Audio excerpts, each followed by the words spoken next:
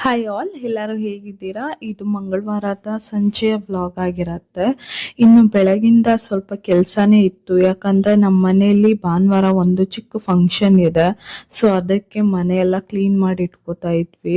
ಮತ್ತೆ ಇನ್ನೊಂದು non veg ಮಾಡೋ ಪ್ಲಾನ್ ಅಲ್ಲಿ ಇರೋ ಕಾರಣ ಸ್ವಲ್ಪ ಶುಂಠಿ ಬೆಳ್ಳುಳ್ಳಿ ಪೇಸ್ಟ್ ಜಾಸ್ತಿ ಬೇಕಾಗಿತ್ತು. ಸೊ ಮನೆಯಲ್ಲಿ ನಾವು ರೆಡಿ ಮಾಡಿ ಇಟ್ಕೋತಾ ಇದೀವಿ. ನಾರ್ಮಲ್ ಆಗಿ ರೆಡಿ ಮಾಡಿ ಇಟ್ಕೋತೀವಿ. ಇನ್ನು 1 kg ಅಷ್ಟು ರೆಡಿ ಮಾಡಿ ಇಟ್ಕೊಳೋಣ ಅಂತ ಹೇಳ್ಬಿಟ್ಟು ಎಲ್ಲ ಕ್ಲೀನ್ ಮಾಡಿ ಇಟ್ಕೊಂಡು ಮಿಕ್ಸಿಗೆ ಹಾಕೋತಾ ಇದ್ದೀನಿ. ಕಡೆ ತರೋದಿಲ್ಲ, ನಾವು ಮನೇಲೇ ಮಾಡ್ಕೋತೀವಿ.